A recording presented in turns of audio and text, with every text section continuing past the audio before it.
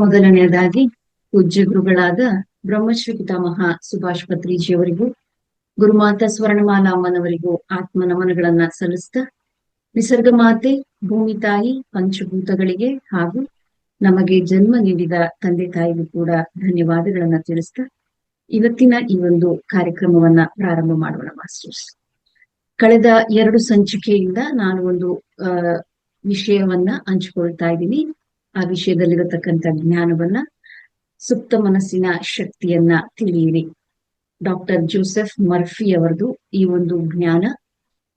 ಮೊದಲನೆಯ ದಿನ ಆರೋಗ್ಯ ಮತ್ತು ಸುಪ್ತ ಮನಸ್ಸು, ದೈಹಿಕ ಮತ್ತು ಸುಪ್ತ ಮನಸ್ಸು, ಈ ಒಂದು ವಿಚಾರವಾಗಿ ಅದಕ್ಕೆ ಸಂಬಂಧಪಟ್ಟ ಅಫರ್ಮೇಶನ್ಸ್ ಗಳನ್ನ ಯಾವ ರೀತಿ ಮಾಡ್ಬೇಕು, ಆ ಸುಪ್ತ ಮನಸ್ಸಿನಲ್ಲಿ ಯಾವ ಯಾವ ಅಡೆತಡೆಗಳನ್ನ ನಾವು ಯಾವ ರೀತಿ ಹೋಗ್ಲಾಡ್ಸ್ಕೊಳ್ಬಹುದು ಅನ್ನೋ ವಿಚಾರವಾಗಿ ತಿಳ್ಕೊಂಡ್ವಿ.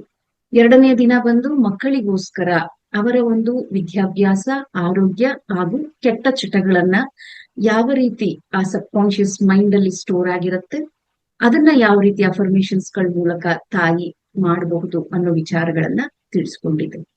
ಇವತ್ತು ಸಂಪತ್ತು ಮತ್ತು ಸುಪ್ತ ಮನಸ್ಸು ಎಲ್ಲರಿಗೂ ಮುಖ್ಯವಾದಂತಹ ವಿಚಾರ ಇದು. ಸಂಪತ್ತು ಅಂದ ತಕ್ಷಣ ಅದರಲ್ಲೇ ನಮ್ಮ ಜೀವನ ಅಂತ ನಾವು ಅನ್ಕೊಂಡಿರ್ತೀವಿ.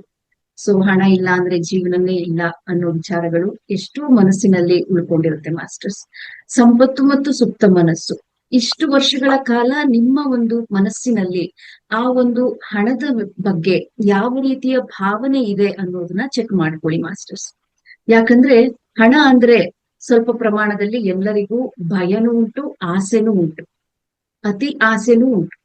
ಸೊ ಹಣ ಅಂದ ತಕ್ಷಣ ಬಡತನದಲ್ಲಿದ್ದವರು ಅದು ನಮಗೆ ಎಟುಕುವಂತದ್ದಲ್ಲ ಅನ್ನೋ ಒಂದು ಭಾವನೆ ಸ್ಥಿರವಾಗಿ ಉಳಿದಿರುತ್ತೆ. ಹಾಗೆ ಹಣ ಹೆಚ್ಚಿದ್ರೆ ಎಲ್ಲಿ ಯಾವ ರೀತಿ ಮಕ್ಕಳು ಅದನ್ನ ಹಾಳು ಮಾಡ್ತಾರೋ, ಅಥವಾ ಯಾರಾದ್ರೂ ಲಾಸ್ ಮಾಡ್ತಾರೋ, ಅಥವಾ ಆ ಒಂದು ಹಣದ ಮೇಲೆ ಯಾವ್ದಾದ್ರು ಕಣ್ಣು ದೃಷ್ಟಿ ಏನಾದ್ರೂ ಬೀಳುತ್ತೋ ಅದನ್ನ ಯಾವ ರೀತಿ ಜಾಗೃತಿ ಮಾಡಿ ಇಟ್ಕೊಳ್ಬೇಕು, ಈ ರೀತಿಯ ಒಂದು ಕೆಟ್ಟ ಕೆಟ್ಟ ನೆಗೆಟಿವ್ ಆಲೋಚನೆಗಳು ನಿಮ್ಮ ಒಂದು ಮನಸ್ಸಿನಲ್ಲಿ ಸದಾ ಇರುತ್ತೆ. ಹಣ ಇದ್ರೆ ಅಭಾವ ಜಾಸ್ತಿ, ಹಣ ಇದ್ರೆ ನೆಮ್ಮದಿ ಇರೋದಿಲ್ಲ, ಈ ರೀತಿಯ ಮಾತುಗಳನ್ನ ನೀವು ಸದಾ ಆಡ್ತಾ ಇರೋದನ್ನ ನೆನಪು ಮಾಡ್ಕೊಳ್ಳಿ ಮಾಸ್ಟರ್ಸ್. ಯಾಕಂದ್ರೆ ನೀವ್ ಏನ್ ಹೇಳಿರ್ತೀರೋ ಅಥವಾ ಹೇಳ್ದೆ ಮನಸ್ಸಿನಲ್ಲಿ ಏನನ್ನ ಆಲೋಚನೆ ಮಾಡಿರ್ತೀರೋ ಅದೆಲ್ಲವೂ ಕೂಡ ಆ ಸುಪ್ತ ಮನಸ್ಸಿನಲ್ಲಿ ಸ್ಟೋರ್ ಆಗಿರುತ್ತೆ. ಸೊ ಅದೇ ರೀತಿಯ ಜೀವನವನ್ನ ನೀವು ನೋಡ್ತಾ ಇರ್ತೀರಾ. ಅಂದ್ರೆ ಆ ಬಡತನದ ಜೀವನ, ಅವಶ್ಯಕತೆ ಇದ್ದಾಗ ಹಣ ದೊರಕದೇ ಇರುವಂತದ್ದು, ಅಥವಾ ಯಾವ್ದಕ್ಕಾದ್ರೂ ಈಗ ಬಿಲ್ಗಳನ್ನ ಪಾವತಿ ಮಾಡ್ಬೇಕು, ಕರೆಂಟ್ ಬಿಲ್ ಆಗ್ಲಿ, ಲೈಟ್ ಬಿಲ್ ಆಗ್ಲಿ, ವಾಟರ್ ಬಿಲ್ಗಳಾಗ್ಲಿ, ಅಥವಾ ಮಕ್ಕಳ ಫೀಸ್ಗಳಾಗ್ಲಿ, ಏನ್ ಅನ್ಕೊಳ್ತೀರಾ ನಿಮ್ಮ ಮನಸ್ಸಿನಲ್ಲಿ, ತಿಂಗಳು ಕೊನೆ ಬರ್ತಾ ಇದೆ, ಹಣ ಇಲ್ಲ ನನ್ನ ಹತ್ರ, ಮತ್ತೆ ಆ ಫೀಸ್ ಎಲ್ಲ ಕಟ್ಬೇಕು, ಎಲ್ಲಪ್ಪ ತರೋದು, ಈ ರೀತಿಯ ಒಂದು ಆಲೋಚನೆಗಳು.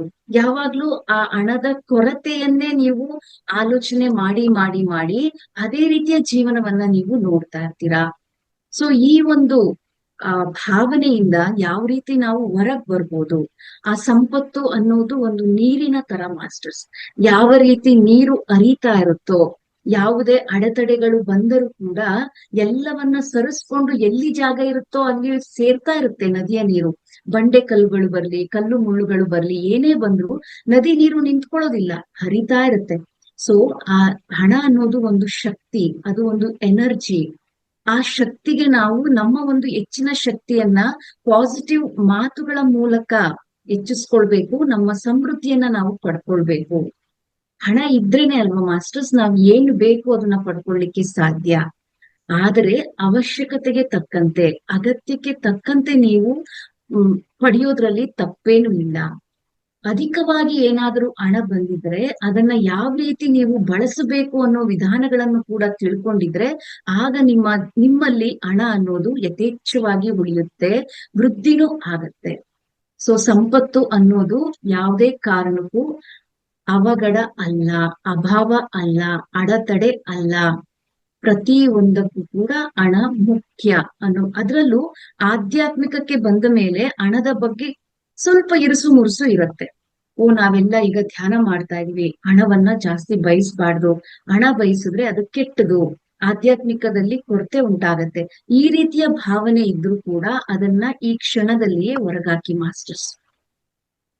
ನೀವು ಏನೇ ಒಂದು ಸಂಕಲ್ಪ ಮಾಡ್ಕೊಳ್ಬೇಕಂದ್ರೂ, ಅಥವಾ ಯಾರಿಗೆ ಒಂದು ಅನ್ನದಾನ ಮಾಡ್ಬೇಕಂದ್ರೂ, ಅಥವಾ ಒಂದು ಪಿರಮಿಡ್ ಕಟ್ಟಿಸ್ಬೇಕಂದ್ರೂ, ಸಹಾಯವಾಗಿ ಏನೇ ಕೊಡ್ಬೇಕು ಅಂದ್ರೂ ಹಣ ಬೇಕೇ ಬೇಕಲ್ವಾ?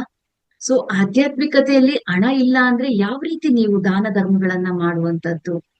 ಸೊ ನಿಮಗೆ ಸಿಗುವ ಹಣವನ್ನ ಯಾವ ರೀತಿ ನೀವು ಬಳಸ್ಕೊಂಡು ಅದನ್ನ ಸೇವೆಗಾಗಿ ಮುಡಿಪಾಗಿಟ್ಟಾಗ ನಿಮ್ಮ ಹಣ ದುಪ್ಪಟ್ಟ ಆಗತ್ತೆ ಅನ್ನೋ ಒಂದು ವಾಕ್ಯವನ್ನ ನೆನ್ಪಿಟ್ಕೊಳ್ಳಿ ಮಾಸ್ಟರ್ಸ್.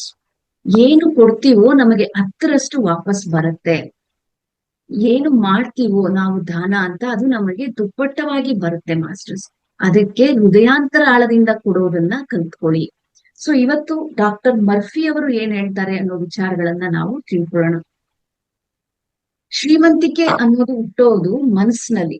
ಅದು ಎಲ್ಲಾರ್ಗೂ ಗೊತ್ತು. ಮನಸ್ಸಿನಲ್ಲಿ ನಾವು ಅವ್ರನ್ನ ನೋಡಿ ಇವ್ರನ್ನ ನೋಡಿ, ಅವರ ಒಂದು ಕಾರ್ ಇರ್ಬೋದು, ಮನೆ ಇರ್ಬೋದು, ಅಥವಾ ಮಕ್ಕಳ ಒಂದು ಬೆಳವಣಿಗೆ ಇರ್ಬೋದು, ಅಥವಾ ಅವರ ವಿದ್ಯಾಭ್ಯಾಸದಲ್ಲಿ ಏನಾದ್ರೂ ನೋಡ್ತಾ ಫಾರಿನ್ ಹೋಗೋದು, ಆ ತರದೆಲ್ಲ ನೋಡ್ತಾ ಇದ್ರೆ ಆಸೆ ಆಗೋದು ಮನಸ್ಸಿನಲ್ಲಿ ಎಲ್ಲಾರ್ಗೂ ಸಾಮಾನ್ಯ. ನಮಗೂ ಆ ತರ ಇರ್ಬೇಕಾಗಿತ್ತು, ನಾವು ಆ ರೀತಿ ಮನೆ ಮಾಡ್ಬೇಕಾಗಿತ್ತು, ನಮ್ಮ ಮಕ್ಕಳು ಆ ರೀತಿ ಹೊರದೇಶಕ್ಕೆ ಹೋಗಿ ಓದ್ಬೇಕಾಗಿತ್ತು. ಆದ್ರೆ ನಮ್ಮಲ್ಲಿ ಹಣ ಇಲ್ಲ. ನೋಡಿ ಮಾಸ್ಟರ್ಸ್, ನೀವು ಭಾವನೆಗಳನ್ನ ಒಳ್ಳೇದನ್ನ ಬಯಸ್ತಾ ಇದ್ದೀರಾ, ಆದ್ರೆ ನೀವೇ ಅಲ್ಲಿಗೆ ಫುಲ್ ಸ್ಟಾಪ್ ಆಗ್ತಾ ಇದ್ದೀರಾ. ಆದ್ರೆ ನಮ್ ಕೈಲಿ ಅದು ಸಾಧ್ಯನಾ? ನಮ್ ಕೈಲಿ ಎಲ್ಲಿ ಸಾಧ್ಯ? ನಾವು ಬಡವರು. ನೀವೇ ಹೊರಡಿಸ್ತಾ ಇದ್ದೀರಾ ಪದೇ ಪದೇ. ಸೊ ಈ ಶ್ರೀಮಂತಿಕೆ ಹುಟ್ಟೋದು ಮನಸ್ಸಿನಲ್ಲಿ. ಸಂಪತ್ತು ಅನ್ನೋದು ಕೇವಲ ಕಷ್ಟಪಟ್ಟು ದುಡಿಯೋದ್ರಿಂದ ಮಾತ್ರ ಸಿಗುತ್ತೆ ಅಂತ ನೀವು ಅನ್ಕೋಬೇಡಿ ಮಾಸ್ಟರ್ಸ್. ನಮ್ಮ ನಂಬಿಕೆಯಿಂದ ಸೃಷ್ಟಿಯಾಗತ್ತೆ ಸಂಪತ್ತು. ನಾವು ಯಾವ ರೀತಿ ನಂಬಿಕೆಯನ್ನ ಇಟ್ಕೊಂಡಿದೀವೋ ಸಂಪತ್ತಿನ ಬಗ್ಗೆ, ಆ ರೀತಿಯ ನಂಬಿಕೆಯ ವಿಶ್ವಾಸದಿಂದ ನಮಗೆ ಸಂಪತ್ತು ಅನ್ನೋದು ದೊರಕ್ತಾ ಹೋಗುತ್ತೆ. ನೀವು ದಿನ ಇಡೀ ಹಣದ ಹಿಂದೆ ಓಡ್ತಾ, ಪ್ರತಿಯೊಂದು ರೂಪಾಯಿಗೂ ಕೂಡ ಲೆಕ್ಕ ಹಾಕ್ತಾ, ಈ ಬಿಲ್ ಪಾವತಿ ಮಾಡೋದು ಹೇಗೆ ಅಂತ ಚಿಂತಿಸ್ತಾ ಬದುಕ್ತಿದ್ರೆ ಇದು ನಿಮಗೆ ಆಶ್ಚರ್ಯ ಅನ್ಸ್ಬೋದು. ಡಾಕ್ಟರ್ ಜೋಸೆಫ್ ಮರ್ಫಿ ಹೇಳ್ತಾರೆ, ಹಣಕಾಸಿನ ಯಶಸ್ಸು ನಿಮ್ಮ ಪರ್ಸ್ನಿಂದ ಆರಂಭ ಆಗೋದಿಲ್ಲ. ಹಣಕಾಸಿನ ಯಶಸ್ಸು ಅನ್ನೋದು ನಿಮ್ಮ ಪರ್ಸ್ನಿಂದ ಆರಂಭ ಆಗೋದಿಲ್ಲ, ಅದು ನಿಮ್ಮ ಸುಪ್ತ ಮನಸ್ಸಿನಿಂದ ಆರಂಭ ಆಗತ್ತೆ. ಹಣಕಾಸಿನ ಯಶಸ್ಸು ಅನ್ನೋದು ನೀವು ಯಾವ ಒಂದು ಆಲೋಚನೆಯನ್ನ, ನಂಬಿಕೆಯನ್ನ ನಿಮ್ಮ ಸುಪ್ತ ಮನಸ್ಸಿಗೆ ಕಳಿಸಿದಿರೋ ಅದರಿಂದ ಆ ಹಣದ ಯಶಸ್ಸು ಅನ್ನೋದು ಆರಂಭ ಆಗತ್ತೆ ಅಂತ ಇಲ್ಲಿ ತಿಳಿಸ್ತಿದ್ದಾರೆ. ಮರ್ಫಿ ಬರೀತಿದ್ದಾರೆ, ಶ್ರೀಮಂತಿಕೆಯ ಭಾವನೆಯೇ ಶ್ರೀಮಂತಿಕೆಯನ್ನ ಸೃಷ್ಟಿಸುತ್ತೆ. ನೋಡಿ ಮಾಸ್ಟರ್ಸ್, ನಾನು ಒಬ್ಬ ಉತ್ತಮವಾದ ಸಮೃದ್ಧಿಯಾದ ಜೀವನವನ್ನ ನಡೆಸ್ತಾ ಇದ್ದೀನಿ, ನನಗೆ ಯಾವುದೇ ರೀತಿಯ ಕೊರತೆಗಳು ಇಲ್ಲ, ನನ್ನಲ್ಲಿ ಅಬಾಂಡೆನ್ಸ್ ಆಫ್ ಮನಿ ಇದೆ, ನೀರ್ ತರ ಫ್ಲೋ ಆಗ್ತಾ ಇದೆ. ಈ ರೀತಿಯ ಭಾವನೆಯನ್ನ, ಆಲೋಚನೆಯನ್ನ ನೀವು ಯಾವಾಗ ಇಟ್ಕೊಳ್ತಿರೋ ಆಗ ಸಾಕು, ಆ ಶ್ರೀಮಂತಿಕೆಯ ಭಾವನೆ ಅನ್ನೋದೇ ನಿಮ್ಮ ಒಂದು ಶ್ರೀಮಂತಿಕೆಯನ್ನ ಸೃಷ್ಟಿಸ್ಲಿಕ್ಕೆ ಕಾರಣ ಆಗತ್ತೆ. ನಿಮ್ಮ ಶ್ರೀಮಂತಿಕೆಯನ್ನ ನೀವೇ ಸೃಷ್ಟಿಸ್ಕೊಳ್ಬಹುದು ಅಂತ ಇಲ್ಲಿ ತಿಳಿಸ್ತಿದ್ದಾರೆ. ಇದರ ಅರ್ಥ, ನೀವು ಶ್ರೀಮಂತರಿರುವಂತೆ ನಟಿಸಬೇಕು ಅಂತ ಅಲ್ಲ. ನಾನು ಶ್ರೀಮಂತ, ನನಗೆಲ್ಲ ಇದೆ, ಈ ತರ ಅಲ್ಲ, ನಟಿಸ್ಬೇಕಾಗಿಲ್ಲ. ಆಂತರಿಕ ಸ್ಥಿತಿಯು ಕೊರತೆ, ಭಯ, ಅಪರಾಧ ಪ್ರಜ್ಞೆಯಿಂದ ಕೂಡಿದರೆ, ನಮ್ಮ ಒಳಗಡೆ ಬರೀ ಬಾಯಿ ಮಾತಿಂದ ನಾನು ಸಂಪದ್ಭರಿತ ಆಗಿದ್ದೀನಿ, ನಾನು ಶ್ರೀಮಂತ ಆಗಿದ್ದೀನಿ, ನನಗೆಲ್ಲಾ ಸಿಕ್ಕಿದೆ ಅನ್ನೋದ್ ಅಲ್ಲ. ನಿಮ್ಮ ಒಳಗಡೆ ಭಯ ಇರಬಾರ್ದು. ನಿಮ್ಮ ಭಾವನೆ ಪರಿಶುದ್ಧವಾಗಿರ್ಬೇಕು, ಹೃದಯದಿಂದ ಬರ್ಬೇಕು ನಿಮ್ಮ ಮಾತುಗಳು.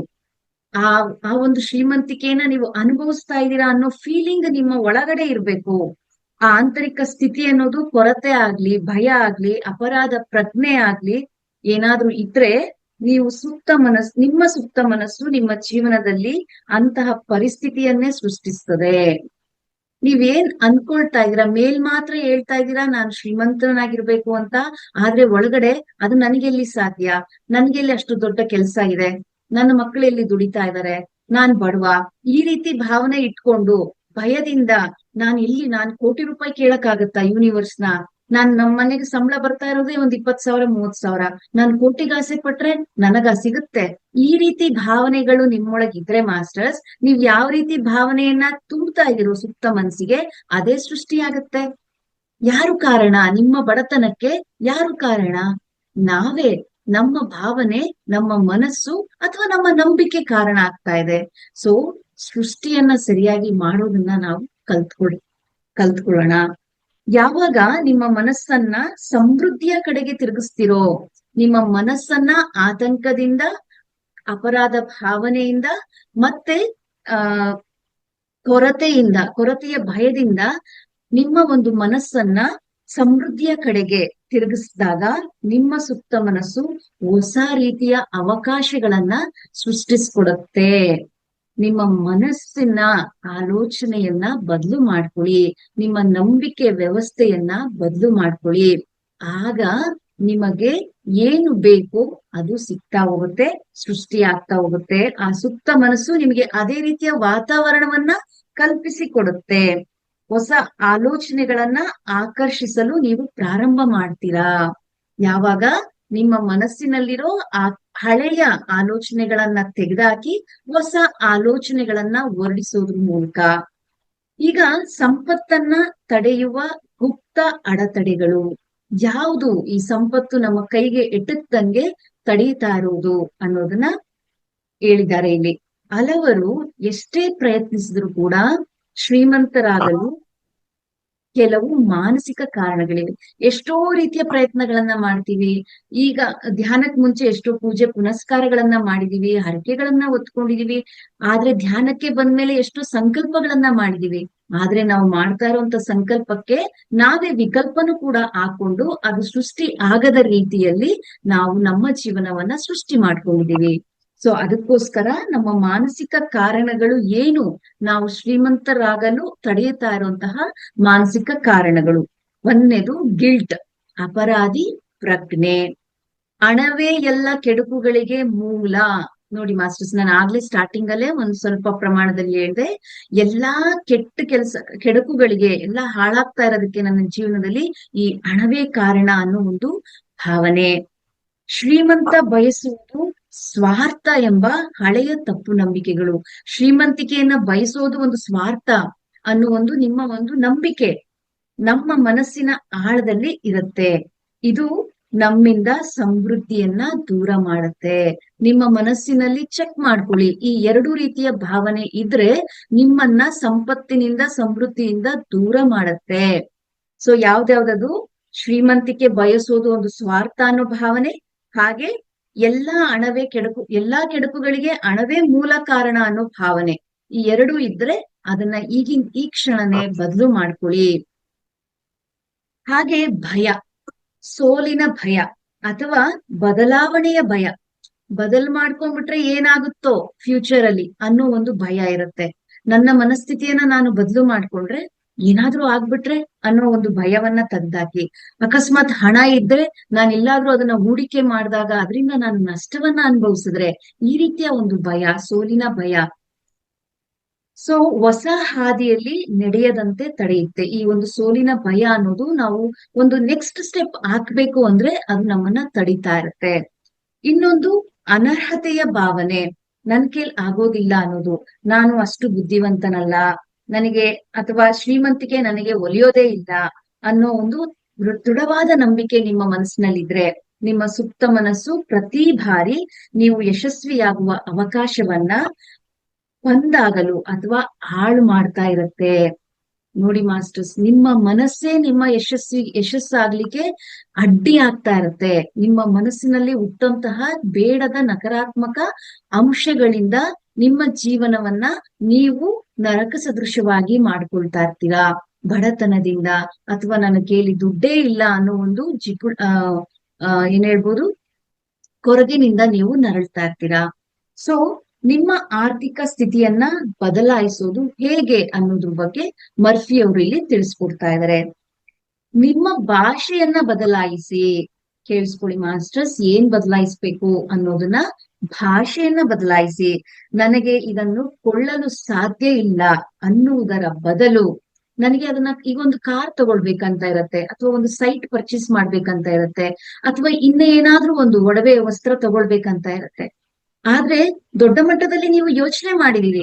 ಆದ್ರೆ ನಿಮ್ಮ ಜೀವನದ ದಿನನಿತ್ಯದ ನಿರಂತರ ಜೀವನವನ್ನ ನೋಡಿ ನೀವೇನ್ ಮಾಡ್ತಾ ಇದ್ದೀರಾ, ನನ್ ಕೈಲಿ ಅದನ್ನ ತಗೊಳ್ಳಿಕ್ಕೆ ಸಾಧ್ಯನಾ ಅನ್ನೋ ಒಂದು ಭಾಷೆಯನ್ನ ನೀವು ಹೊರಡಿಸ್ತಾ ಇದ್ದೀರಾ, ವಾಕ್ಯವನ್ನ ಹೊರಡಿಸ್ತಾ ಇದ್ದೀರಾ.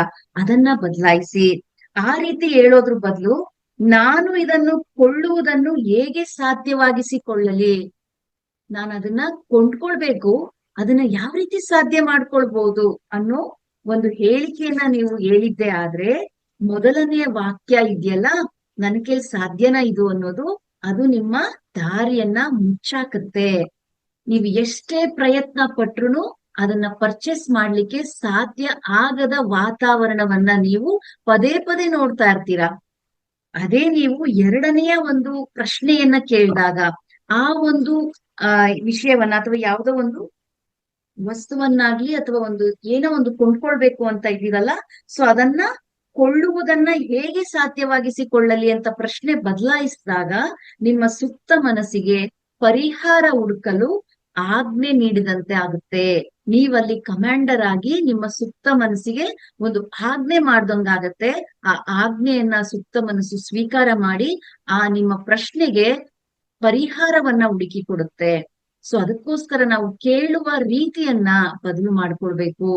ನನ್ನ ಕೈಲಿ ಆಗಲ್ಲ, ನನ್ನ ಕೈಲಿ ಸಾಧ್ಯ ಇಲ್ಲ ಅನ್ನೋ ವಿಚಾರಗಳನ್ನ ಬಿಟ್ಟು, ಯಾವ ರೀತಿ ನಾನು ಅದನ್ನ ಪಡಿಬಹುದು ಅಂತ ಒಂದು ಪ್ರಶ್ನೆ ಹಾಕೊಂಡ್ರೆ, ಆಗ ನಿಮಗೆ ಆ ರೀತಿಯ ವಾತಾವರಣವನ್ನ ಅದು ಕಲ್ಪಿಸಿ ಕೊಡುತ್ತೆ. ಹಾಗೆ ಈ ಒಂದು ಸಮೃದ್ಧಿ ಪಡಿಬೇಕಂದ್ರೆ ಅದಕ್ಕೆ ಯಾವ ರೀತಿಯ ಅಫರ್ಮೇಶನ್ಸ್ ಗಳನ್ನ ನಾವು ನೋಡ್ಬೋದು, ಹೇಳ್ಬೋದು, ಮಾಡ್ಕೊಳ್ಬೋದು, ಅಥವಾ ಜರ್ನಲ್ಸ್ ನಲ್ಲಿ ಬರಿಬಹುದು ಅನ್ನೋ ವಿಚಾರಗಳನ್ನ ತಿಳಿಸ್ಕೊಡ್ತೀನಿ. ನಾನ್ ಹೇಳಂತ ವಿಚಾರಗಳನ್ನ ಭಾವನೆಗಳಿಂದ ಹೇಳ್ಬೇಕು ಮಾಸ್ಟರ್ಸ್. ಸುಮ್ಮನೆ ನೀವು ಕಂಠಪಾಠ ಮಾಡಿ ಹೇಳೋದ್ರಿಂದ ಪ್ರಯೋಜನ ಇಲ್ಲ. ನಿಮ್ಮಲ್ಲಿ ಆ ಒಂದು ಕ್ಲಾರಿಟಿ ಇರ್ಬೇಕು. ನನಗದು ಬೇಕೇ ಬೇಕಂತ ಸದೃಢವಾದ ನಿಶ್ಚಿತವಾದ ಮನಸ್ಸಿರ್ಬೇಕು. ನಾನು ಅದನ್ನ ಪಡಿಲೇಬೇಕು ಅನ್ನೋ ಒಂದು ಛಲ ಇರ್ಬೇಕು. ಆಗ ಮಾತ್ರ ನಿಮ್ಮಲ್ಲಿ ಒಳಗಡೆಯಿಂದ ಉತ್ಪತ್ತಿ ಆಗತ್ತೆ ವಾಕ್ಯಗಳು. ಏನ್ ಹೇಳ್ಬೇಕು ಅದನ್ನ ಪಡಿಬೇಕಂದ್ರೆ ಅಂತ. ಹಣವು ನನ್ನತ್ತ ಮುಕ್ತವಾಗಿ ಏರಳವಾಗಿ ಹರಿಯುತ್ತಿದೆ.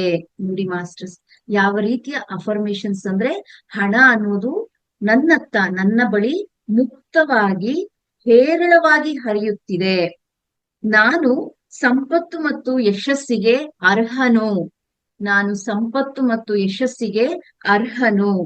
ನಾನು ಹಣವನ್ನು ವಿವೇಕದಿಂದ ಬಳಸುತ್ತೇನೆ ಮತ್ತು ಅದು ನನಗೆ ಹೆಚ್ಚಾಗಿ ಮರಳಿ ಬರುತ್ತೆ.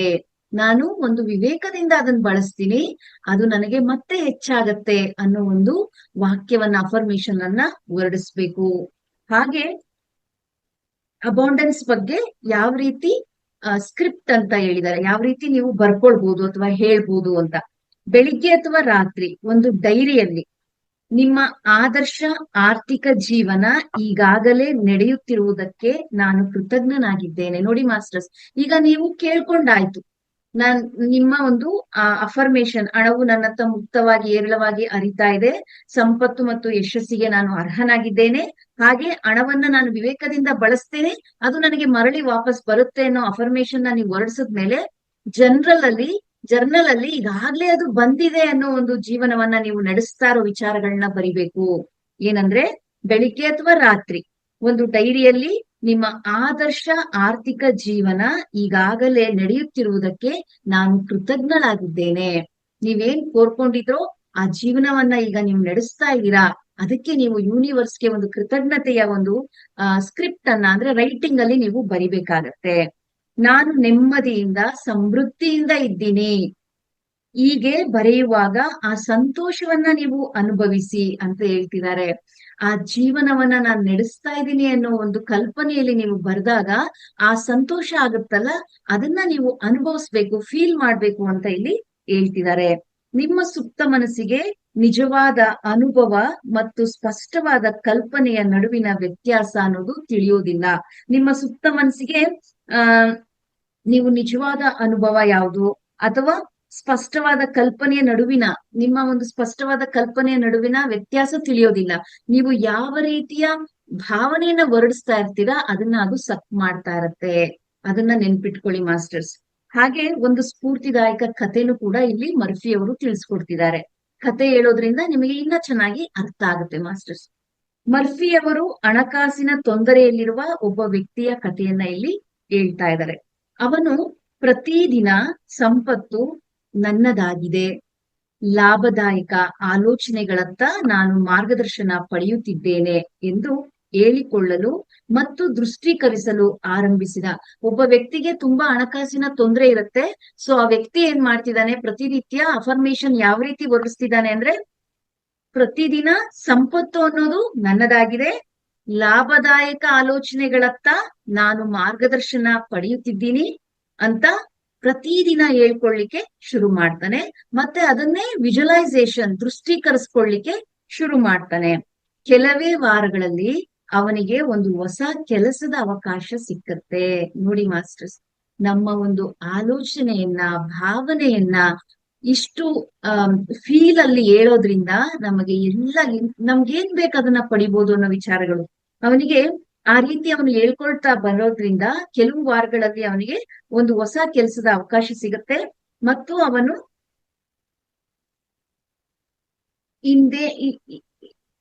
ಹಿಂದೆಂದೂ ಯೋಚಿಸದ ಉದ್ದಿಮೆಗಳಲ್ಲಿ ಹೂಡಿಕೆ ಮಾಡಲು ಆರಂಭಿಸಿದ.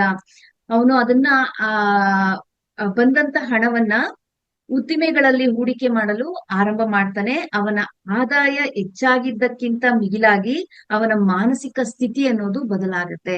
ಅವನ ಹಣವೂ ಹೆಚ್ಚಾಗತ್ತೆ, ಹಾಗೆ ಅವನ ಮಾನಸಿಕ ಸ್ಥಿತಿ ಅನ್ನೋದು ಕೂಡ ಬದಲಾಗತ್ತೆ. ಅವನು ಆ ಕೊರತೆಯ ಭಯದಿಂದ ಮುಕ್ತನಾಗ್ತಾನೆ. ನೋಡಿ ಮಾಸ್ಟರ್ಸ್, ಅವನಿಗೆ ಹಣಕಾಸದ ಕೊರತೆ ಇತ್ತು. ಯಾವಾಗ ಈ ಒಂದು ಸಂಪತ್ತಿನ ಅಫರ್ಮೇಶನ್ ಅನ್ನು ಅವನು ಹೇಳ್ಕೊಂಡು, ಆಗ ಅವನಿಗೆ ಒಂದು ಕೆಲಸ ಸಿಕ್ತು. ಆ ಕೆಲಸದಿಂದ ಬಂದ ಹಣವನ್ನ ಹಲವಾರು ಹೂಡಿಕೆಗಳನ್ನ ಮಾಡಿ ಲಾಭದಾಯಕವಾಗಿ ಮಾಡ್ಕೊಂಡ. ಅದರಿಂದ ಅವನಿಗೆ ಮನಸ್ಸು ಕೂಡ, ಮಾನಸಿಕ ಸ್ಥಿತಿ ಕೂಡ ಸುಧಾರಣೆ ಆಯ್ತು ಅನ್ನೋದನ್ನ ಇಲ್ಲಿ ತಿಳಿಸ್ತಿದ್ದಾರೆ. ಇಂದು ನಿಮ್ಮನ್ನು ನೀವು ಕೇಳಿಕೊಳ್ಳಿ, ನಾನು ಶ್ರೀಮಂತಿಕೆಗೆ ಅರ್ಹನು ಎಂದು ನಾನು ನಿಜವಾಗಲೂ ನಂಬುತ್ತೇನೆಯೇ ಅನ್ನೋದನ್ನ ನೀವು ಪ್ರಶ್ನೆ ಮಾಡ್ಕೊಳ್ಳಿ. ನಾನು ಶ್ರೀಮಂತಿಗೆ ಅರ್ಹನಾಗಿದ್ದೇನಾ ಅನ್ನೋ ವಿಚಾರವನ್ನ ನಿಮಗೆ ನೀವು ಪ್ರಶ್ನೆ ಮಾಡ್ಕೊಂಡು ಅಫರ್ಮೇಶನ್ಸ್ ಗಳನ್ನ ಹೇಳ್ಲಿಕ್ಕೆ ಶುರು ಮಾಡಿ ಮಾಸ್ಟರ್ಸ್. ನಾನು ಸಮೃದ್ಧಿಯನ್ನು ನಿರೀಕ್ಷಿಸುತ್ತಿದ್ದೇನೆಯೋ ಅಥವಾ ಕೊರತೆಯನ್ನ? ನೋಡಿ ಪ್ರತಿ ಒಂದು ಕ್ಷಣ ನೀವೇನೇ ಕೇಳ್ಕೊಳ್ಬೇಕಾದ್ರೂ ನಾನು ಹೇಳ್ಕೊಳ್ಳುವಂತ ವಿಚಾರ ಸಕಾರಾತ್ಮಕವಾಗಿದ್ಯೋ ನಕಾರಾತ್ಮಕವಾಗಿದ್ಯೋ ಅನ್ನೋದನ್ನ ಚೆಕ್ ಮಾಡ್ಕೊಳ್ಬೇಕು. ನಾನು ಸಮೃದ್ಧಿಯನ್ನ ಅಟ್ರಾಕ್ಟ್ ಮಾಡ್ತಾ ಇದೀನೋ ಅಥವಾ ಕೊರತೆಯನ್ನ ಅಟ್ರಾಕ್ಟ್ ಮಾಡ್ತಾ ಇದೀನೋ ಅನ್ನೋದು ನಿಮ್ಮ ಭಾವನೆ, ನಿಮ್ಮ ಮಾತಿನಲ್ಲಿ ಚೆಕ್ ಮಾಡ್ಕೊಳ್ಬೇಕು. ಸೊ ನಿಮ್ಮ ಸುಪ್ತ ಮನಸ್ಸು ಒಂದು ಹೊಲ ಇದ್ದಂತೆ, ನೀವು ಅದರಲ್ಲಿ ಏನನ್ನು ಬಿತ್ತುತ್ತೀರೋ ಅದು ಬೆಳೆಯುತ್ತೆ. ಇದನ್ನ ನಾನು ಫಸ್ಟ್ ಕ್ಲಾಸ್ ಅಲ್ಲೇ ಹೇಳಿದ್ದೆ. ಫಲವತ್ತಾದ ಭೂಮಿ ಇದ್ದ ಹಾಗೆ ನಿಮ್ಮ ಸುಪ್ತ ಮನಸ್ಸು. ನೀವು ಅಲ್ಲಿ ಒಳ್ಳೆಯ ಬೀಜಗಳನ್ನ ಬಿತ್ರೆ ನೀವು ಒಳ್ಳೆಯ ಫಲವನ್ನೇ ಪಡೀಲಿಕ್ಕೆ ಸಾಧ್ಯ ಆಗತ್ತೆ. ಯಾಕಂದ್ರೆ ಆ ಸುಪ್ತ ಮನಸ್ಸಿಗೆ ಒಳ್ಳೇದ್ಯಾವ್ದು ಕೆಟ್ಟದ್ಯಾವ್ದು ಗೊತ್ತಿಲ್ಲ. ಅದು ಎಲ್ಲವನ್ನ ತಗೊಳುತ್ತೆ. ನೀವು ಏನ್ ಕೇಳ್ತಿರೋ ಅದನ್ನ ವಾಪಸ್ ಕೊಡ್ತಾ ಇರತ್ತೆ. ಸೊ ಸಂಪತ್ತು ಹೊರಗಿಲ್ಲ ಮಾಸ್ಟರ್ಸ್, ಅದು ನಿಮ್ಮ ಒಳಗಿದೆ. ನಿಮ್ಮ ಸುಪ್ತ ಮನಸ್ಸಿಗೆ ನಂಬಿಕೆ ಮತ್ತು ಸಮೃದ್ಧಿಯ ಹೊಸ ನೀಲಿ ನಕ್ಷೆಯನ್ನ ನೀವು ನೀಡ್ತಾ ಬನ್ನಿ. ಎಲ್ಲೋ ಹುಡುಕ್ಬೇಡಿ, ಹೊರಗೆಲ್ಲೋ ನಿಮ್ಮ ಸಂಪತ್ತು ಸಿಗುತ್ತೆ ಅಂತ ಹುಡುಕಾಡ್ಬೇಡಿ. ಅವ್ರಿವ್ರನ್ನ ನೋಡಿ ಆಸೆ ಪಡ್ಬೇಡಿ. ದುಃಖಕ್ಕೆ, ಭಯಕ್ಕೆ, ಕೊರತೆಗೆ ಒಳಗಾಗ್ಬೇಡಿ. ಸಂಪತ್ತು ಅನ್ನೋದು ನಿಮ್ಮ ಒಳಗಡೆನೆ ಇದೆ. ಆ ಸುಪ್ತ ಮನಸ್ಸಿನಲ್ಲಿರುವ ನಕಾರಾತ್ಮಕ ಅಂಶಗಳನ್ನ ತೆಗೆದುಹಾಕಿ ಸಕಾರಾತ್ಮಕ ಅಫರ್ಮೇಶನ್ಸ್ ಗಳನ್ನ ತುಂಬಿ ನೀವು ಏನು ಕೊಡ್ತಿರೋ ಅದು ನೀವು ಪಡಿತಾ ಹೋಗ್ತೀರಾ. ಮಾನಸಿಕ ಸ್ಥಿತಿಯನ್ನ ಸುಧಾರಿಸ್ಕೊಳ್ತಾ ಬರ್ತೀರಾ. ಸೊ ಆಗ ಜಗತ್ತು ನಿಮ್ಮ ನಂಬಿಕೆಯನ್ನ ಸತ್ಯವಾಗಿಸಲು ದಾರಿ ಮಾಡ್ಕೊಡುತ್ತೆ. ಯಾವಾಗ ನೀವು ಒಳ್ಳೆ ಒಳ್ಳೆ ಅಫರ್ಮೇಶನ್ಸ್ ಗಳನ್ನ ನಿಮ್ಮ ಸುಪ್ತ ಮನಸ್ಸಿಗೆ ಕೊಡ್ತಿರೋ ಆಗ ಈ ಯೂನಿವರ್ಸ್ ಅನ್ನೋದು ನಮಗೆ ಅವಕಾಶಗಳನ್ನ ಸೃಷ್ಟಿ ಮಾಡಿ ಕೊಡ್ತಾ ಇರತ್ತೆ. ಇದು ಸಂಪತ್ತು ಮತ್ತು ಸುಪ್ತ ಮನಸ್ಸಿನ ಬಗ್ಗೆ ನಾವು ಇಷ್ಟು ಹೊತ್ತು ಅಡೆತಡೆಗಳನ್ನ ಮತ್ತೆ ಅದಕ್ಕೆ ಬೇಕಾದನ್ನು ಪಡೆಯಲು ಅಫರ್ಮೇಶನ್ಸ್ ಗಳನ್ನ ತಿಳ್ಕೊಂಡ್ವಿ. ಈಗ ಪ್ರೀತಿ, ಸಂಬಂಧಗಳು ಮತ್ತು ಸುಪ್ತ ಮನಸ್ಸು, ಇದ್ರ ಬಗ್ಗೆ ಎಷ್ಟೋ ಜನಕ್ಕೆ ಹಲವಾರು ರೀತಿಯ ಪ್ರೀತಿ ಅನ್ನೋದನ್ನ ಬಯಸ್ತಾ ಇರ್ತಾರೆ, ಸಿಗ್ತಾ ಇರೋದಿಲ್ಲ. ತಾಯಿ ಪ್ರೀತಿ ಇರ್ಬೋದು, ತಂದೆ ಪ್ರೀತಿ ಇರ್ಬೋದು, ಗಂಡನ ಪ್ರೀತಿ ಇರ್ಬೋದು, ಮಕ್ಕಳ ಪ್ರೀತಿ ಇರ್ಬೋದು, ಅಥವಾ ಫ್ರೆಂಡ್ಸ್ ಅವರ ಒಂದು ಪ್ರೀತಿ ಇರ್ಬೋದು. ಪ್ರೀತಿ ಅನ್ನೋದು ಎಲ್ಲಾ ಜೀವರಾಶಿಗಳಿಗೂ ಬೇಕೇ ಬೇಕು ಮಾಸ್ಟರ್ಸ್. ಪ್ರತಿಯೊಬ್ಬರು ನಾವು ಪ್ರೀತಿಯಿಂದ ಕಾಣೋದ್ರಿಂದ ಪ್ರೀತಿ ನಮಗೆ ವಾಪಸ್ ಸಿಗುತ್ತೆ. ಫಸ್ಟ್ ನಾವು ನಮ್ಮನ್ನ ಪ್ರೀತಿಸೋದನ್ನ ಕಲ್ತ್ಕೋಬೇಕು. ಆಗ ಉಳಿದವರನ್ನೆಲ್ಲ ಪ್ರೀತಿಸುವಂತ ಶಕ್ತಿ ನಮ್ಮಲ್ಲಿ ಉತ್ಪತ್ತಿ ಆಗುತ್ತೆ. ಸೊ ಪ್ರೀತಿ ಸಂಬಂಧಗಳ ಬಗ್ಗೆ ನಾವು ಯಾವ ರೀತಿಯ ಭಾವನೆಗಳನ್ನ ಅಥವಾ ನಂಬಿಕೆಗಳನ್ನ ನಮ್ಮ ಸುಪ್ತ ಮನಸ್ಸಿಗೆ ಕೊಟ್ಟಿದ್ದೀವೋ ಮುಂಚೆ, ಅದೇ ನಾವು ಜೀವನವನ್ನ ನೋಡ್ತಾ ಇರ್ತೀವಿ. ಈಗ ಯಾವ ರೀತಿ ಅದನ್ನ ಬದಲು ಮಾಡ್ಕೊಳ್ಬಹುದು ಅನ್ನೋ ವಿಚಾರಗಳನ್ನ ಡಾಕ್ಟರ್ ಮರ್ಫಿ ಅವರು ತಿಳಿಸ್ಕೊಟ್ಟಿದ್ದಾರೆ. ಒಂದೊಂದೇ ತಿಳ್ಕೊಳ್ಳೋಣ. ಪ್ರೀತಿ ಒಂದು ಕನ್ನಡಿ. ಪ್ರೀತಿ ನಮ್ಮನ್ನ ಸ್ವರ್ಗಕ್ಕೂ ಕೂಡ ಹೇರಿಸ್ಬೋದು ಅಥವಾ ಪಾತಾಳಕ್ಕೂ ಕೂಡ ತಳ್ಬೋದು. ತಳ್ಳಬಲ್ಲಂತಹ ಶಕ್ತಿಯುತ ಭಾವನೆ ಅಂದ್ರೆ ಪ್ರೀತಿ ಅಂತ ಹೇಳ್ತಿದ್ದಾರೆ. ಪ್ರೀತಿ ಅಥವಾ ಸಂಬಂಧಗಳ ಬಗ್ಗೆ ಮಾತನಾಡುವಾಗ ನಾವು ಯಾವಾಗಲೂ ಹೊರಗಿನವರ ಮೇಲೆ ಗಮನ ಹರಿಸ್ತಿರ್ತೀವಿ. ಅವರಿಂದ ನನಗೆ ಪ್ರೀತಿ ಸಿಗ್ಬೇಕು, ಇವರಿಂದ ನನಗೆ ಪ್ರೀತಿ ಸಿಗ್ಬೇಕು, ಎಲ್ಲರೂ ನನ್ನ ಪ್ರೀತಿಸ್ಬೇಕು ಅಂತ ನಾವು ಹೊರಗಡೆನೆ ಹುಡುಕೋದು ಜಾಸ್ತಿ. ನಮ್ಮ ಈ ಪ್ರಾಪಂಚಿಕ ಜೀವನವೆಲ್ಲವೂ ಇದೇ ರೀತಿ ಕಳೆದಿದೀವಿ ಮಾಸ್ಟರ್ಸ್. ಹೊರಗೆ ಹುಡುಕಿ ಹುಡುಕಿ ಹುಡುಕಿ ಬೇಡದೇ ಇರುವಂತಹ ಕಾಯಿಲೆಗಳನ್ನ, ಬೇಡದೇ ಇರುವಂತಹ ವಿಚಾರಗಳನ್ನ ನಾವು ತುಂಬಿಸ್ಕೊಂಡಿದೀವಿ. ಸೊ ಅವರು ಯಾರು, ಅವರು ಏನು ಹೇಳಿದರು, ನಮ್ಮಲ್ಲಿ ಏನಿಲ್ಲ ಎಂಬುದು ನಮ್ಮ ಚಿಂತೆಯಾಗಿರುತ್ತೆ. ಡಾಕ್ಟರ್ ಜೋಸೆಫ್ ಮರ್ಫಿ ಒಂದು ಕಟು ಸತ್ಯವನ್ನ ಇಲ್ಲಿ ಹೇಳ್ತಾರೆ. ನಾವು ಏನನ್ನು ಬಯಸುತ್ತೇವೆಯೋ ಅದನ್ನ ಆಕರ್ಷಿಸುವುದಿಲ್ಲ, ಬದಲಾಗಿ ನಾವು ಒಳಗಿನಿಂದ ಏನಾಗಿದ್ದೇವೆಯೋ ಅದನ್ನೇ ಆಕರ್ಷಿಸುತ್ತೇವೆ. ನೋಡಿ ಮಾಸ್ಟರ್ಸ್, ಈ ಒಂದು ಪಾಯಿಂಟ್ ನ ಮತ್ತೆ ಕೇಳಿಸ್ಕೊಳ್ಳಿ. ನಾವು ಏನನ್ನ ಬಯಸ್ತೇವೆಯೋ ಅದನ್ನ ನಾವು ಆಕರ್ಷಿಸೋದಿಲ್ಲ. ನಮ್ಗೇನ್ ಬೇಕೋ ಅದನ್ನ ಅಟ್ರಾಕ್ಟ್ ಮಾಡ್ಬೇಕಂದ್ರೆ ನಾವ್ ಏನ್ ಹೇಳ್ಬೇಕೋ ಅದನ್ನ ಹೇಳೋದಿಲ್ಲ. ಯಾಕಂದ್ರೆ ನಾವು ಒಳಗಿನಿಂದ ಏನಾಗಿದ್ದೇವೋ ಅಂದ್ರೆ ನಮ್ಮ ಒಳಗಡೆ ಸುಪ್ತ ಮನಸ್ಸಿನಲ್ಲಿ ನಾವ್ ಏನ್ ತುಂಬಿದೀವೋ ಅದಕ್ಕೆ ನಾವು ಶಕ್ತಿಯನ್ನ ಕೊಡ್ತಾ ಇರ್ತೀವಿ, ಅದನ್ನೇ ಅಟ್ರಾಕ್ಟ್ ಮಾಡ್ತಾ ಇರ್ತೀವಿ. ಅಂದರೆ ನಿಮ್ಮ ಜೀವನದಲ್ಲಿ ನೀವು ಅನುಭವಿಸುವ ಪ್ರೀತಿಯು ನಿಮ್ಮ ಸುಪ್ತ ಮನಸ್ಸಿನಲ್ಲಿರುವ ನಂಬಿಕೆಗಳ ಪ್ರತಿಬಿಂಬವಾಗಿದೆ. ಅಕಸ್ಮಾತ್ ನೀವು ಈ ವಾಸ್ತವದಲ್ಲಿ ಪ್ರೀತಿಯ ಕೊರತೆಯನ್ನ ನೀವು ಅನುಭವಿಸ್ತಾ ಇದ್ರೆ ಅದು ನಿಮ್ಮ ಸುಪ್ತ ಮನಸ್ಸಿನಲ್ಲಿ ನೀವು ಕೊಟ್ಟಂತಹ ಆಲೋಚನೆಗಳಿಂದ ನೀವು ಆ ಜೀವನವನ್ನ ನೋಡ್ತಾ ಇರ್ತೀರಾ ಮಾಸ್ಟರ್ಸ್. ಸೊ ಅದನ್ನ ಇಲ್ಲಿ ತಿಳಿಸ್ತಿದ್ದಾರೆ. ನಿಮ್ಮ ಸುತ್ತ ಮನಸ್ಸಿನಲ್ಲಿರುವ ನಂಬಿಕೆಗಳ ಪ್ರತಿಬಿಂಬನೆ ನಿಮ್ಮ ಜೀವನ ಆಗಿರುವಂತದ್ದು. ಸ್ವಯಂ ವಿಧ್ವಂಸಕ ನಂಬಿಕೆಗಳು.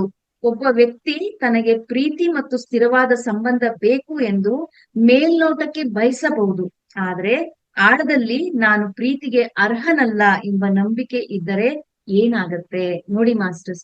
ಮೇಲ್ಗಡೆ ಅವನು ಬಯಸ್ತಿದ್ದಾನೆ, ನನಗೆ ಪ್ರೀತಿ ಬೇಕು, ಎಲ್ಲಾ ಸಂಬಂಧಗಳಿಂದ ನನಗೆ ಪ್ರೀತಿ ಸಿಗ್ಬೇಕು ಅಂತ. ಆದ್ರೆ ಅವನಿಗೆ ಒಳಗಡೆ ಏನ್ ಭಾವನೆ ಇದೆ ಅಂದ್ರೆ, ಅವನ ಸುತ್ತ ಮನಸ್ಸಿನಲ್ಲಿ ಯಾವ ರೀತಿಯ ಒಂದು ಭಾವನೆಯನ್ನ ಅವನು ಕೂಡಾಕೊಂಡಿದ್ದಾನೆ ಅಂದ್ರೆ, ನಾನು ಯಾರ ಪ್ರೀತಿಗೂ ಅರ್ಹನಲ್ಲ. ಸೊ ಅದೇ ರೀತಿಯ ಜೀವನವನ್ನ ಅವನು ನೋಡ್ತಿದ್ದಾನೆ, ಅದೇ ಕೊರತೆಯನ್ನ ಅವನು ಅನುಭವಿಸ್ತಿದ್ದಾನೆ.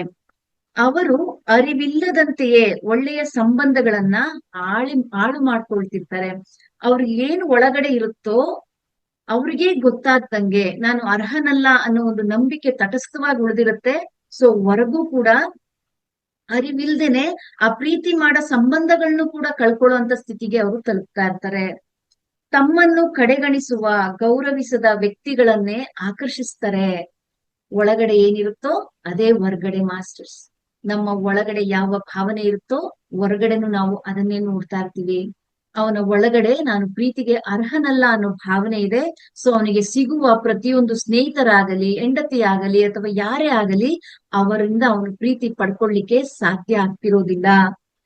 ಇದು ಅವರ ಸುತ್ತ ಮನಸ್ಸು ನೀಡುತ್ತಿರುವ ಆದೇಶ. ಯಾಕಂದ್ರೆ ನಾವು ಒಂದು ದಿನ ಅದಕ್ಕೆ ಆಜ್ಞೆ ಮಾಡಿದೀವಿ, ನಾನ್ ಪ್ರೀತಿಗೆ ಅರ್ಹನಲ್ಲ ಅಂತ. ಸೊ ಅದೇ ರೀತಿ ಸುಪ್ತ ಮನಸ್ಸು ನಮಗೆ ವಾತಾವರಣವನ್ನ ಪ್ರತಿಯೊಂದು ಸಂಬಂಧಗಳಲ್ಲಿಯೂ ಕೂಡ ವಾಪಸ್ ಕೊಡ್ತಾ ಇದೆ. ಸೊ ನಿನಗೆ ನಿಷ್ಠೆ ಸಿಗಲು ಅರ್ಹತೆ ಇಲ್ಲ. ಸುಪ್ತ ಮನಸ್ಸು ತರ್ಕ ಮಾಡುವುದಿಲ್ಲ, ಅದು ಕೇವಲ ನೀವು ನೀಡಿದ ಹಳೆಯ ನೋವು ಅಥವಾ ಭಯದ ರೆಕಾರ್ಡಿಂಗ್ ಅನ್ನ ಪ್ಲೇ ಮಾಡ್ತಾ ಇರತ್ತೆ. ನೀವ್ ಏನು ಭಯದ ಅಥವಾ ನೋವಿನ ಒಂದು ಆಲೋಚನೆಗಳನ್ನ ನಿಮ್ಮ ಸುಪ್ತ ಮನಸ್ಸಿಗೆ ಕೊಟ್ಟಿರ್ತೀರೋ ಅದು ಒಳ್ಳೆ ರೆಕಾರ್ಡ್ ಮಾಡ್ಕೊಂಡು ಅದನ್ನ ಸ್ವಿಚ್ ಆನ್ ಮಾಡ್ತಾ ಇರತ್ತೆ. ಆಗಾಗ ಅದನ್ನೇ ನಾವು ಅನುಭವಿಸ್ತಾ ಇರ್ತೀವಿ ಮಾಸ್ಟರ್ಸ್. ಪುನರಾವರ್ತಿತ ಮಾದರಿಗಳು, ಅದರಲ್ಲೂ ಕೂಡ ಪದೇ ಪದೇ ಪದೇ ನೀವು ಯಾವ ವಿಚಾರಗಳನ್ನ ಹೇಳ್ತಾ ಇರ್ತೀರೋ ಅದು ಸ್ಟ್ರಾಂಗ್ ಆಗಿ ನೀವು ಅನುಭವಿಸ್ತಾ ಇರ್ತೀರಾ. ಬಹಳಷ್ಟು ಜನರು ಪ್ರತಿ ಸಂಬಂಧದಲ್ಲೂ ಒಂದೇ ರೀತಿಯ ದೂರುಗಳನ್ನ ಹೊಂದಿರ್ತಾರೆ. ಪ್ರತಿ ರಿಲೇಷನ್ಸ್ ಅಲ್ಲೂ ಕೂಡ ಒಂದೇ ಕಂಪ್ಲೇಂಟ್ಸ್ ಇರುತ್ತೆ ಅವ್ರಿಗೆ, ಒಂದೇ ರೀತಿಯ ಬ್ರೇಕಪ್ಸ್ ಗಳು, ಒಂದೇ ರೀತಿಯ ವಾದಗಳು. ಇದು ಕಾಕತಾಳೀಯವಲ್ಲ. ನಿಮ್ಮ ಸುಪ್ತ ಮನಸ್ಸಿನ ಪ್ರೋಗ್ರಾಮಿಂಗ್ ಬದಲಾಗುವವರೆಗೂ, ನಿಮ್ಮ ಜೀವನದ ಪಾತ್ರಧಾರಿಗಳು ಬದಲಾಗುತ್ತಾರೆಯೇ ಹೊರತು ಕತೆ ಬದಲಾಗುವುದಿಲ್ಲ. ನೋಡಿ ಮಾಸ್ಟರ್ಸ್, ನಮ್ಮ ಸುಪ್ತ ಮನಸ್ಸಿನ ಪ್ರೋಗ್ರಾಮ್ ಬದಲಾಗುವವರೆಗೂ ಅಂದ್ರೆ ಆ ಹಳೆ ಪ್ರೋಗ್ರಾಮ್ ಹೋಗಿ, ಆ ಓಲ್ಡ್ ಎನರ್ಜಿ ಹೋಗಿ ನ್ಯೂ ಎನರ್ಜಿನ ನಾವು ತುಂಬಿಸೋವರ್ಗುನು ನಮ್ಮ ಪಾತ್ರಗಳು ಬದಲಾಗುತ್ತೆ ಹೊರತು ನಮ್ಮ ಒಂದು ಏನ್ ಹೇಳ್ಕೊಂಡಿದೀವಿ ನಮ್ಗೆ ಏನ್ ಬೇಕಂತ ಹಳೆ ಪ್ರೋಗ್ರಾಮ್ ಅಲ್ಲಿ ಅದೇ ಜೀವನವನ್ನ ನಾವು ನಡೆಸ್ತಾ ಇರ್ತೀವಿ. ಆದ್ರೆ ಪಾತ್ರಧಾರಿಗಳು ಮಾತ್ರ ಬೇರೆ ಆಗ್ತಿರ್ತಾರೆ. ನೋಡಿ ಮಾಸ್ಟರ್ ಎಷ್ಟು ಚೆನ್ನಾಗಿ ಹೇಳಿದ್ದಾರೆ. ಇದನ್ನ ಯಾವ ರೀತಿ ನಾವು ಗುಣಪಡಿಸ್ಕೊಳ್ಬಹುದು? ಈ ಮಾದರಿಯನ್ನ ಬದಲಾಯಿಸಕ್ಕೆ ಮರ್ಫಿ ಕೆಲವು ಪ್ರಾಯೋಗಿಕ ತಂತ್ರಗಳನ್ನ ತಿಳಿಸ್ತಿದ್ದಾರೆ. ಒಳಗಿನ ಮಗುವನ್ನ ಗುಣಪಡಿಸೋದು ಅಂದ್ರೆ ಇನ್ನರ್ ಚೈಲ್ಡ್ ಅಂತ ಇರುತ್ತೆ. ಸೊ ಇನ್ನರ್ ಚೈಲ್ಡ್ ನಾವು ಹುಟ್ಟಿದಾಗಿಂದ ಹಿಡಿದು ನಾವು ಏನೇನ ನೋಡಿರ್ತೀವಿ, ಏನೇನ ಕೇಳಿಸ್ಕೊಂಡಿರ್ತೀವಿ, ಏನೇನ ಅನುಭವಿಸಿರ್ತೀವಿ, ಅದೆಲ್ಲವೂ ಕೂಡ ಆ ಒಳಗಿನ ಮಗು ಸಂಕಟದಿಂದ ಅನುಭವಿಸ್ತಾ ಇರತ್ತೆ ಮಾಸ್ಟರ್ಸ್. ಆ ಒಳಗಿನ ಮಗು ಯಾವ ರೀತಿ ಇರುತ್ತೋ ಹೊರಗಿನ ಮಗು ಕೂಡ ಅದೇ ರೀತಿಯ ವರ್ತನೆಯನ್ನ ಮಾಡ್ತಾ ಇರತ್ತೆ. ಸೊ ಅದನ್ನ ಫಸ್ಟ್ ನಾವು ಇನ್ನರ್ ಚೈಲ್ಡ್ ಅನ್ನೋದನ್ನ ಗುಣಪಡಿಸೋಣ. ನಮ್ಮ ಬಾಲ್ಯದ ಅನುಭವಗಳು ನಮ್ಮ ಪ್ರೀತಿಗೂ ನಿರೀಕ್ಷೆಗಳನ್ನ ನಿರೀಕ್ಷಿಸುತ್ತೆ ಅಂತ ಹೇಳ್ತಿದ್ದಾರೆ. ಅಂದು ನಮಗೆ ಸಿಗದ ಪ್ರೀತಿ ಅಂದ್ರೆ ಚಿಕ್ಕ ಮಕ್ಕಳಲ್ಲಿ ನಮಗೆ ತಾಯಿ ತಂದೆಯಿಂದ ಅಥವಾ ಯಾರಿಂದನಾದ್ರೂ ಪ್ರೀತಿ ಸಿಕ್ಕಿಲ್ಲ ಅಂತ ಹೇಳಿದ್ರೆ ಪ್ರೀತಿ ಅಥವಾ ಮಾನ್ಯತೆಯನ್ನ ನಾವು ಹಿಂದೂ ಹೊರಗಿನವರಿಂದ ನಿರೀಕ್ಷಿಸ್ತೀವಿ. ಚಿಕ್ಕಗಳಲ್ಲಿ ನಮ್ಗೆ ಯಾರಿಂದನೂ ಪ್ರೀತಿ ಸಿಕ್ಕಿಲ್ಲ ಅಂದ್ರೆ ಈ ದಿನ ನಾವು ಬೆಳೆದು ದೊಡ್ಡವರಾದ್ಮೇಲೆ ಹೊರಗಡೆಯವರಿಂದ ನಮ್ಗೆ ಪ್ರೀತಿ ಸಿಕ್ಕಿದ್ರೆ ಸಾಕು ಅನ್ನೋದನ್ನ ನಿರೀಕ್ಷೆ ಮಾಡ್ತಿರ್ತೀವಿ.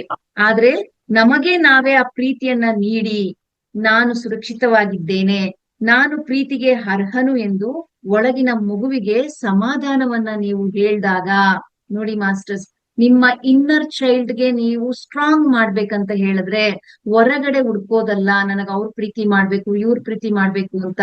ನಿಮಗೆ ನೀವೇ ಹೇಳ್ಕೊಳ್ಳಿ ಮಾಸ್ಟರ್ಸ್, ನಾನಿದೀನಿ ನಿನ್ ಜೊತೆ, ನಾನ್ ನಿನ್ನ ತುಂಬಾ ಪ್ರೀತಿ ಮಾಡ್ತೀನಿ. ಲವ್ ಯುವರ್ ಸೆಲ್ಫ್ ಅಂದ್ರೆ ಇದನ್ನೇ ಮಾಸ್ಟರ್ಸ್. ನಿಮ್ಮನ್ನ ನೀವು ಪ್ರೀತಿಸ್ಕೊಳ್ಳಿ, ನಿಮ್ಮ ಅಂಗಾಂಗಗಳ ಜೊತೆ ಕನೆಕ್ಟ್ ಆಗಿ ನಿಮ್ಮ ಅಂಗಾಂಗಗಳನ್ನ ಪ್ರೀತಿಸ್ಕೊಳ್ಳಿ. ಆಗ ಮಾತ್ರ ನಿಮ್ಮ ಆರೋಗ್ಯ ತುಂಬಾ ಚೆನ್ನಾಗಿರ್ಲಿಕ್ಕೆ ಸಾಧ್ಯ ಆಗತ್ತೆ, ನಿಮ್ಮ ಮಾನಸಿಕ ಸ್ಥಿತಿ ಸದೃಢವಾಗಿರುತ್ತೆ. ನಾನು ಸುರಕ್ಷಿತವಾಗಿದ್ದೇನೆ, ನಾನು ಪ್ರೀತಿಗೆ ಅರ್ಹನಾಗಿದ್ದೇನೆ ಅನ್ನೋ ವಿಚಾರಗಳನ್ನ ತಿಳಿಸ್ತಾ ಬನ್ನಿ ಡೈಲಿ. ಆಗ ನಿಮಗೆ ಆ ಒಂದು ಒಳಗಿನ ಮಗುವಿಗೆ ಸಮಾಧಾನ ಸಿಕ್ದಂಗಾಗತ್ತೆ. ಸೊ ಇದಕ್ಕೆ ಏನ್ ಅಫರ್ಮೇಶನ್ಸ್ ಅಂತ ಹೇಳಿದ್ರೆ ಭಾವನೆಯಿಂದ ಕೂಡಿದ ಈ ವಾಕ್ಯಗಳನ್ನ ಬಳಸ್ಬೇಕು ಅಂತ ಹೇಳ್ತಿದ್ದಾರೆ.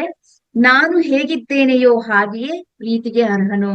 ಅಂದ್ರೆ ನೀವು ಸೌಂದರ್ಯದಲ್ಲಾಗ್ಲಿ, ಆರೋಗ್ಯದಲ್ಲಾಗ್ಲಿ, ಅಥವಾ ಇನ್ಯಾವುದೇ ಬಣ್ಣದಲ್ಲಾಗಲಿ, ರೂಪರೇಷೆಗಳಾಗಲಿ ವ್ಯತ್ಯಾಸಗಳಿದ್ರೆ ನಿಮ್ಮದೇ ಒಂದು ಅದು ಡಿಸೈನ್ ಆಗಿರುತ್ತೆ ಅಲ್ವಾ ಮಾಸ್ಟರ್ಸ್. ಅದಕ್ಕೋಸ್ಕರ ನೀವು ಹೇಗಿದ್ದೀರೋ ಹಾಗೆ ನಿಮ್ಮನ್ನು ನೀವು ಸ್ವೀಕಾರ ಮಾಡ್ಕೊಳ್ಳಿ. ನಿಮ್ಮ ಅಂಗಾಂಗಗಳಲ್ಲಿ ಏನಾದ್ರೂ ನ್ಯೂನ್ಯತೆಗಳಿದ್ದರೂ ಅದು ನಿಮ್ಮದೇ ಪ್ಲಾನ್, ನಿಮ್ಮ ಕರ್ಮಕ್ಕನುಗುಣವಾಗಿ ನಿಮ್ಮ ಒಂದು ಪ್ಲಾನ್, ನಿಮ್ಮ ಒಂದು ದೇಹ ನಿರ್ಮಾಣ ಆಗಿರುತ್ತೆ ಅನ್ನೋ ವಿಚಾರಗಳು ನೀವೆಲ್ಲ ತಿಳ್ಕೊಂಡಿರ್ತೀರಾ. ಸೊ ಅದಕ್ಕೋಸ್ಕರ ಮೊದಲು ನಿಮ್ಮ ದೇಹವನ್ನ ನೀವು ಸಂಪೂರ್ಣವಾಗಿ ಸ್ವೀಕಾರ ಮಾಡ್ಕೊಳ್ಳಿ. ಹೇಗಿದಿರೋ ಹಾಗೆಯೇ ಒಪ್ಕೊಳ್ಳಿ ಮಾಸ್ಟರ್ಸ್. ಹಾಗೆ ಪ್ರೀತಿಗೆ ಅರ್ಹನು ಅನ್ನೋ ಮಾತನ್ನ ಹೇಳ್ಕೊಳ್ಳಿ. ನಾನು ಆರೋಗ್ಯಕರ ಮತ್ತು ದಯಾಳುವಾದ ಸಂಬಂಧಗಳನ್ನ ಆಕರ್ಷಿಸ್ತೀನಿ. ನೋಡಿ ಮಾಸ್ಟರ್ಸ್, ಹೆಲ್ದಿ ರಿಲೇಶನ್ಶಿಪ್ ನ ನಾನು ಅಟ್ರಾಕ್ಟ್ ಮಾಡ್ತಾ ಇದ್ದೀನಿ ಅನ್ನೋ ವಿಚಾರಗಳನ್ನ ಹೇಳ್ಕೊಳ್ಳಿ. ನಾನು ಪ್ರೀತಿಯ ಸೆಲೆಯಾಗಿದ್ದೇನೆ ಅನ್ನೋದನ್ನ ಹೇಳ್ಕೊಳ್ಳಿ. ಹಾಗೆ ಕನ್ನಡಿಯ ಮುಂದೆ ಯಾವ ರೀತಿ ಅಭ್ಯಾಸ ಮಾಡ್ಬೇಕು ಅನ್ನೋ ವಿಚಾರಗಳನ್ನ ತಿಳಿಸ್ತಿದ್ದಾರೆ. ಕನ್ನಡಿ ಮುಂದೆ ನಿಂತ್ಕೊಂಡು ನಿಮ್ಮ ಕಣ್ಣುಗಳನ್ನ ನೇರವಾಗಿ, ನಾವು ಯಾವುದೇ ಕಾರಣಕ್ಕೂ ಕನ್ನಡಿ ಮುಂದೆ ನಿಂತಾಗ ಬರೀ ನಮ್ಮ ನ್ಯೂನ್ಯತೆಗಳನ್ನ ಗಮನಿಸ್ತಾ ಇರ್ತೀವಿ. ನನ್ನ ಕೂದಲು ಬೆಳ್ಳಗಾಗಿದ್ಯಾ, ಅಥವಾ ಮೂಗೇನಾದ್ರೂ ಹೆಚ್ಚು ಕಮ್ಮಿ ಆಗಿದ್ಯಾ, ಕಣ್ಣಲ್ಲಿ ಕಪ್ಪು ಕಲೆಗಳೇನಾದ್ರೂ ಬಂದಿದ್ಯಾ, ಹುಬ್ಬು ಸರಿಯಾಗಿದ್ಯಾ, ಬಟ್ಟೆ ಚೆನ್ನಾಗಿದ್ಯಾ, ಬರೀ ನಮ್ಮ ಎಲ್ಲಾ ಆ ರೀತಿ ಹೋಗುತ್ತೆ ಹೊರತು ನಮ್ಮ ಕಣ್ಣನ್ನು ನಾವು ದೃಷ್ಟಿಸಿ ನೋಡೋದಿಲ್ಲ. ಪ್ರೀತಿ ಹುಟ್ಟೋದು ಕಣ್ಣಿನಿಂದ ಮಾಸ್ಟರ್ಸ್. ನಿಮ್ಮ ಕನ್ನಡಿ ಮುಂದೆ ನೀವು ನಿಂತ್ಕೊಂಡು ನಿಮ್ಮ ಪ್ರತಿಬಿಂಬದ ಕಣ್ಣುಗಳನ್ನ ದೃಷ್ಟಿಸಿ ನೋಡಿ, ಆ ಪ್ರೀತಿಯ ಪ್ರಕಂಪನಗಳನ್ನ ಹೊರಡಿಸಿ, ನೀನು ತುಂಬಾ ಸುಂದರವಾಗಿದ್ಯಾ, ನೀನ್ ಹೇಗಿದ್ಯೋ ಹಾಗೆ ನಾನು ತುಂಬಾ ನಿನ್ನ ಇಷ್ಟಪಡ್ತೀನಿ, ನಾನ್ ಇದನ್ನ ಮಾಡಿದೀನಿ ಮಾಸ್ಟರ್ಸ್. ನನ್ನ ಹಳೆಯ ಒಂದು ಚಿಕ್ಕ ವಯಸ್ಸಿನಲ್ಲಿ ನನ್ನ ಒಂದು ಕೆಲವು ಬ್ಲಾಕ್ಸ್ ಗಳನ್ನ ಈ ಕನ್ನಡಿ ಮೂಲಕ, ಅದಕ್ಕೆ ಒಂದು ಪ್ರೀತಿಯನ್ನ ಶೇರ್ ಮಾಡೋದ್ರ ಮೂಲಕ ನನ್ನನ್ನ ನಾನು ಸರಿಪಡಿಸ್ಕೊಂಡಿದೀನಿ. ನನ್ನ ಇನ್ನರ್ ಚೈಲ್ಡ್ ನ ತುಂಬಾ ಪ್ರೀತಿಯಿಂದ ಮಾತಾಡಿಸ್ತಾ ನನ್ನನ್ನ ನಾನು ಬದಲಾಯಿಸ್ಕೊಂಡಿದೀನಿ. ಸೊ ಪ್ರತಿ ಒಬ್ಬರಿಗೂ ಕೂಡ ಚಿಕ್ಕ ವಯಸ್ಸಿನಲ್ಲಿ ಒಂದಲ್ಲ ಒಂದು ಅನುಭವಗಳಾಗಿರುತ್ತೆ. ಒಂದು ಸರಿಯಲ್ಲದ ರೀತಿ ನಡ್ಕೊಂಡಿರೋದು ನಿಮ್ಮ ಮೇಲೆ, ಮಕ್ಕಳ ಮೇಲೆ ಯಾರಾದ್ರೂ ಶೋಷಣೆ ಮಾಡಿರೋದಿರ್ಬೋದು, ಅಥವಾ ಹೀಯಾಳ್ಸಿರೋದಿರ್ಬೋದು, ಅಥವಾ ಬಲತಾಯಿಯ ಹಿಂಸೆ ಇರ್ಬೋದು. ಈ ಎಲ್ಲವೂ ಕೂಡ ಆ ಸುಪ್ತ ಮನಸ್ಸಿನಲ್ಲಿ ಸ್ಟೋರ್ ಆಗ್ಬಿಟ್ಟಿರುತ್ತೆ ಮಾಸ್ಟರ್ಸ್. ಅದರಿಂದ ನಿಮ್ಗೆ ಭಯ, ಆತಂಕ, ಏನ್ ಕೇಳ್ಕೊಳಕ್ಕೂ, ಏನ್ ಅನ್ಕೊಳಕ್ಕೂ, ಒಳ್ಳೇದ್ನ ಯೋಚನೆ ಮಾಡಕ್ಕೂ ಅದು ತಡಿತಾ ಇರುತ್ತೆ. ಹಾಗಾಗಿ ನಿಮ್ಮ ಒಂದು ಕನ್ನಡಿಯ ಮುಂದೆ ನೀವು ಸಪರೇಟ್ ಆಗಿ ಬಾಗ್ಲಾಕೊಂಡು ನಿಮ್ಮ ಕಣ್ಣುಗಳನ್ನ ದೃಷ್ಟಿಸ್ತಾ ನಿಮ್ಮಲ್ಲಿರುವ ಪ್ರತಿ ಒಂದು ಪ್ರೀತಿಯನ್ನ ಹಂಚ್ತಾ ಬನ್ನಿ ಮಾಸ್ಟರ್, ಕೊಡ್ತಾ ಬನ್ನಿ. ನೇರವಾಗಿ ನೋಡಿ, ನಾನು ನಿನ್ನನ್ನು ಪ್ರೀತಿಸುತ್ತೇನೆ, ನಿನ್ನ ಬಗ್ಗೆ ನನಗೆ ಹೆಮ್ಮೆ ಇದೆ ಅಂತ ಹೇಳಿ. ಇದು ಮೊದಲಿಗೆ ನಿಮಗೆ ವಿಚಿತ್ರ ಅನ್ಸ್ಬೋದು, ಮುಜುಗರ ಅನ್ಸ್ಬೋದು, ಅಥವಾ ಏನಪ್ಪಾ ಈ ತರ ಎಲ್ಲ ಹೇಳ್ಕೊಳ್ಬೇಕಾ ಅಂತ ಅನ್ಸ್ಬೋದು. ಅವೆಲ್ಲ ಬಿಟ್ಬಿಡಿ ಮಾಸ್ಟರ್ಸ್. ಆ ಮುಜುಗರವೇ ನಿಮ್ಮ ಒಳಗಿನ ಪ್ರತಿರೋಧಕ್ಕೆ ಸಾಕ್ಷಿ ಆಗತ್ತೆ. ಆ ಮುಜುಗರ ಪಟ್ಟಷ್ಟು ನೀವು ಮತ್ತೆ ಆ ಒಂದು ಇನ್ನರ್ ಚೈಲ್ಡ್ಗೆ ಅವಮಾನ ಮಾಡ್ದಂಗಾಗತ್ತೆ, ಅದನ್ನ ಕತ್ತಲೆಯಲ್ಲಿ ಕೂರಿಸ್ತಾ ರೀತಿ ಆಗತ್ತೆ. ಸೊ ಇದನ್ನ ನೀವ್ ಏನ್ ಮಾಡ್ಬೇಕು, ಆ ಮುಜುಗರದಿಂದ ಹೊರ ಬರ್ಬೇಕು. ನಿಮ್ಮ ಜೊತೆ ನೀವು ಮಾತಾಡ್ತಾ ಇದ್ದೀರಾ, ಬೇರೆಯವ್ರ ಜೊತೆ ಅಲ್ಲ. ನಿಮ್ಮ ದೇಹಕ್ಕೆ, ನಿಮ್ಮ ರೂಪ ಲಾವಣ್ಯಗಳಿಗೆ ನೀವು ಪ್ರಶಂಸೆಯನ್ನ ಕೊಡ್ತಾ ಇದ್ದೀರಾ. ಅದನ್ನ ಧಾರಾಳವಾಗಿ ಕೊಡಿ ಮಾಸ್ಟರ್ಸ್. ಖುಷಿಯಿಂದ ಕೊಡಿ, ಹೃದಯದಿಂದ ಕೊಡಿ.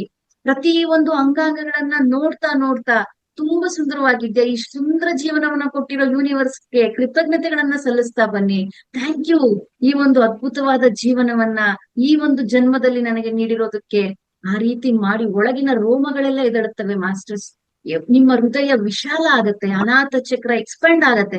ಪ್ರಯತ್ನ ಮಾಡಿ ನೋಡಿ. ನಿಮ್ಮನ್ನು ನೀವು ಪ್ರೀತಿಸಿ, ನಿಮ್ಮ ಅಂಗಾಂಗಗಳ ಜೊತೆ ಕನೆಕ್ಟ್ ಆಗಿ ಇದನ್ನ ಪ್ರತಿದಿನ ನೀವು ಮಾಡೋದ್ರಿಂದ ನಿಮ್ಮ ಆತ್ಮವಿಶ್ವಾಸ ಅನ್ನೋದು ಹೆಚ್ಚಾಗತ್ತೆ.